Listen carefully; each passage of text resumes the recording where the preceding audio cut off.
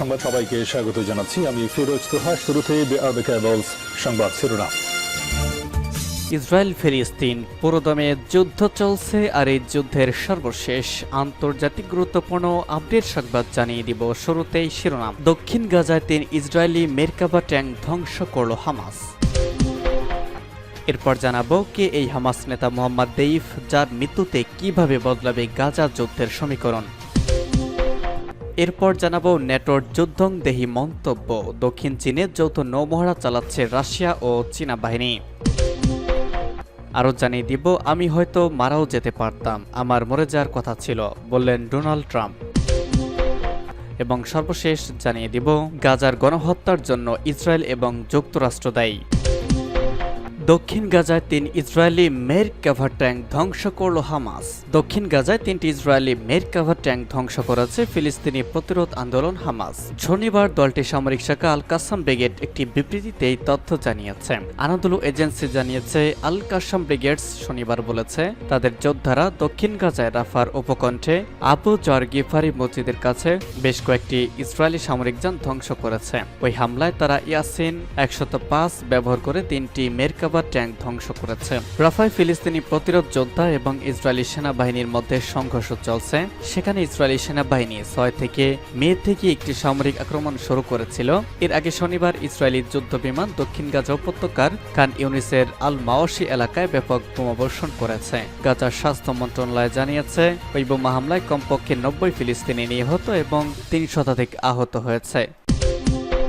কে এই হামাস নেতা মোহাম্মদ দেইফ, তার মৃত্যুতে কিভাবে বদলাবে গাজা যুদ্ধের সমীকরণ। ফিলিস্তিনি প্রতিরোধ আন্দোলন হামাসের সামরিক শাখার প্রধান মোহাম্মদ দেইফকে লক্ষ্যবস্তু করার দাবি করে শনিবার খান ইউনিসে ব্যাপক হামলা চালিয়েছে ইসরায়েল। ওই ঘটনায় এখন পর্যন্ত 90 জন নিহত এবং অন্তত 300 জনের বেশি আহত হয়েছে বলে জানিয়েছে গাজার স্বাস্থ্য মন্ত্রণালয়। নিহতদের মধ্যে মোহাম্মদ দেইফ ছিলেন কিনা তা তাৎক্ষণিকভাবে নিশ্চিত হওয়া যায়নি। তবে ইসরায়েলের প্রধানমন্ত্রী বেনিয়ামিন নেতানিয়াহুর দাবি, তিনি ও হামাসের দ্বিতীয় কমান্ডার রাফা সালামাকে লক্ষ্য করে হামলা চালানো হয়। এক সংবাদ সম্মেলনে নেতানিয়াহু বলেছেন, শুধু এই দুজন নয়, হামাসের সব নেতাকে হত্যা করা ইসরায়েলের লক্ষ্য। মোহাম্মদ দেইফ 1990 দশকে হামাসের সামরিক শাখা আল কাসাম ব্রিগেডার্সের প্রতিষ্ঠাতার একজন। 20 বছরের বেশি সময় ধরে ইউনিটির নেতৃত্ব দিচ্ছেন তিনি। গত বছর 7 অক্টোবর ইসরায়েলি হামলার মূল পরিকল্পনাকারী হিসেবে ইয়াহিয়া সিনওয়ার ও তাকে দায়ী করে আসছে ইসরায়েল। বেশ কয়েক বছর ধরে ইসরায়েল মোস্ট ওয়ান্টেড তালিকা শীর্ষে রয়েছেন মোহাম্মদ দেইফ। অতীতে ইসরায়েলের একাধিক হত্যা চেষ্টা থেকে রক্ষা পেয়েছেন তিনি। এমনকি ইসরায়েলের হামলায় তিনি বর্তমানে পঙ্গু বলে ধারণা করা হয়। 2 দশকেরও বেশি সময় ধরে আত্মগোপনে রয়েছেন হামাসের এই শীর্ষস্থানীয় নেতা।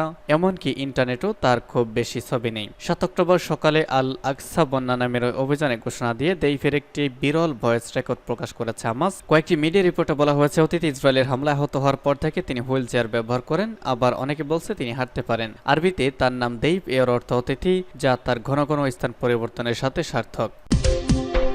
দক্ষিণ চীনের যৌথ নৌমহড়া চালাচ্ছে রাশিয়া ও চীনা বাহিনী। দক্ষিণ চীনের যৌথ নৌমহড়া চালাচ্ছে রাশিয়া ও চীনা বাহিনী। চীন এবং রাশিয়া দক্ষিণ চীনের একটি সামরিক বন্দরে যৌথ নৌমহড়া শুরু করেছে। মার্কিন নেতৃত্বাধীন ন্যাটো সামরিক জোটের সাথে যখন এই দুটি দেশের টানাপোড়েন উত্তেজনা চলছে, তখন রাশিয়া ও চীন যৌথ সামরিক মহড়া শুরু করল। চীনের প্রতিরক্ষা মন্ত্রণালয় জানিয়েছে, যৌথ সমুদ্র 2024 নামের এই মহড়া গতকাল থেকে গুয়াংডং প্রদেশের ঝাংজিয়াং শহরের কাছে শুরু হয়েছে এবং আশা করা হচ্ছে আরো 2-1 দিন মহড়াটি চলবে।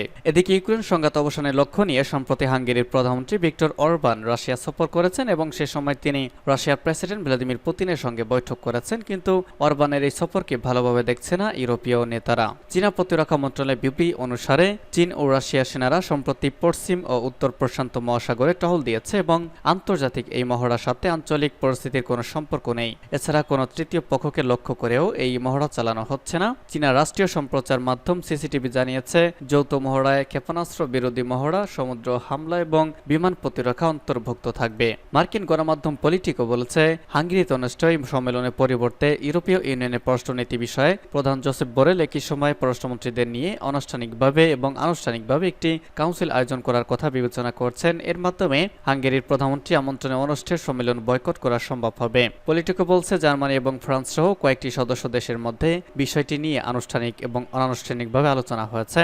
এসব দেশ ভিক্টর অরবানের সাম্প্রতিক মস্কো সফরের বিষয়টিকে নিন্দার দৃষ্টিতে দেখছে। বুধবার ওয়াশিংটনে ন্যাটো জোটের শীর্ষ সম্মেলনে 32 সদস্য অনুমোদিত একটি বিবৃতি প্রকাশ করা হয়। এতে বেইজিংকে ইউক্রেনের চলমান যুদ্ধের জন্য রাশিয়ার চরম সাহায্যকারী হিসেবে চিহ্নিত করা হয়েছে। নাম প্রকাশ অনিচ্ছুক ইউরোপীয় ইউনিয়নের একজন কূটনৈতিক পলিটিকোকে বলেছেন, একই সময় যদি জোসেফ বরেল পররাষ্ট্র বিষয়ক কাউন্সিলের আয়োজন করেন তাহলে হাঙ্গেরিতে অনুষ্ঠিত পররাষ্ট্রমন্ত্রী পর্যায়ের সম্মেলনে সদস্য দেশগুলোর প্রতিনিধিদের অংশগ্রহণ ঠেকানো সম্ভব হবে।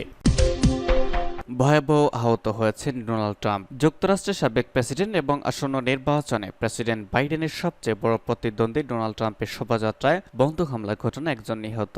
ডোনাল্ড ট্রাম্পকেও রক্তাক্ত অবস্থায় দেখা গেছে, তবে তার প্রচার অভিযান দলের কর্মকর্তারা জানিয়েছেন নিরাপদ আছেন তিনি। গতকাল যুক্তরাষ্ট্রের পেনসিলভানিয়া অঙ্গরাজ্যের বাটলার শহরে এই ঘটনা ঘটেছে। হামলাকারী নিজ আইন শৃঙ্খলা রক্ষাকারী বাহিনীর গুলিতে নিহত হয়েছেন। গোয়েন্দা কর্মকর্তারা জানিয়েছেন ট্রাম্পকে লক্ষ্য করে এই হামলা চালানো হয়েছিল এবং এটি ছিল একটি গুপ্ত হত্যার প্রচেষ্টা। আগামী নভেম্বর মাসে প্রেসিডেন্ট নির্বাচন হবে যুক্তরাষ্ট্রে। সেই নির্বাচনে রিপাবলিকান পার্টি প্রার্থী হিসেবে প্রতিদ্বন্দ্বিতা করেছেন ট্রাম্প। নির্বাচনে প্রচারে গতকাল বাটলার শহরে গিয়েছিলেন তিনি।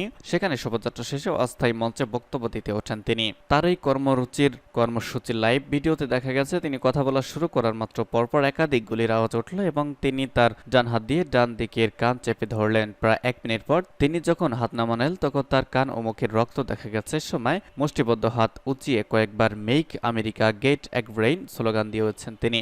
অস্থায়ী মঞ্চে বক্তব্য দেওয়ার জন্য যখন উঠছিলেন ট্রাম্প তখন তার মাথায় make America great again slogan সম্মিলিত লাল ক্যাপ ছিল। তবে গুলির প্রায় 1 মিনিট পর যখন তাকে ফিরে দেখা গেল সে সময় তার মাথায় ক্যাপ ছিল না। র্যালিতে উপস্থিত একজন প্রত্যক্ষদর্শী বিবিসিকে বলেন, গুলির শব্দ শোনার পর তারা একজন রাইফেলধারীকে ছাদে হামাগুড়ি দিতে দেখেছেন। প্রেসিডেন্টের প্রচার শিবির থেকে জানানো হয়েছে রিপাবলিকান প্রেসিডেন্ট প্রার্থী সুস্থ আছেন, তাকে চিকিৎসা দেওয়া হচ্ছে। তাৎক্ষণিকভাবে দেয়া একটি বিবৃতিতে সাবেক প্রেসিডেন্টের বড় ছেলে ডোনাল্ড ট্রাম্প জুনিয়র বলেছেন, আমি এইমাত্র ফোনে বাবার সঙ্গে কথা বললাম এবং তিনি মানসিকভাবে চাঙ্গা আছেন। যুক্তরাষ্ট্রকে রক্ষা করতে তিনি তার লড়াই থামাবেন না।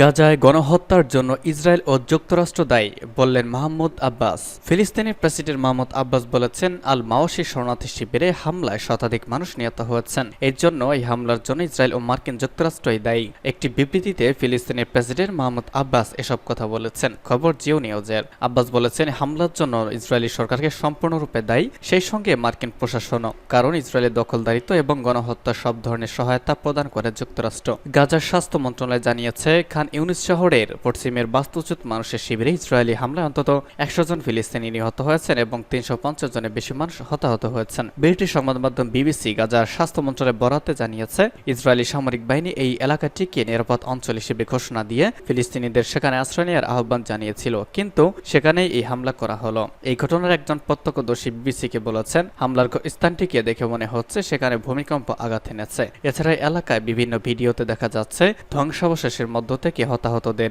স্ট্রেচারে তোলা হচ্ছে। অন্যরা বলছেন, হামলার মাত্রা এত শক্তিশালী ছিল যে তাদের তাঁবু ভেঙে গেছে। মানুষের মরদেহ শরীরের অঙ্গ মাটিতে ছড়িয়ে ছিটিয়ে পড়ে রয়েছে। গাজা সিটির বাসিন্দা শেখ ইউসেফ বাস্তুচ্যুত হয়ে এখন আল মাওয়াসি এলাকায় বাস করেন। তিনি বলেন, আমি কোথায় ছিলাম বা কি ঘটেছিল তাও বলতে পারবো না। আমি তাঁবু রেখে আশেপাশে তাকিয়ে দেখলাম সব তাঁবু ভেঙে গেছে। মানুষের অঙ্গ প্রত্যঙ্গ, সর্বত্র লাশ। বয়স্ক নারীরা মেঝেতে পড়ে আছেন, ছোট বাচ্চাদের লাশ টুকরো টুকরো হয়ে পড়ে আছে। তবে ইসরায়েলের দাবি, এবারের বিমান হামলায় ফিলিস্তিনি প্রতিরোধ যোদ্ধা দল হামাসের সামরিক বিভাগের প্রধান এবং 7 অক্টোবরের হামলার কথিত এক মাস্টারমাইন্ডকে নিশানা করেছে ইসরায়েলি সেনারা।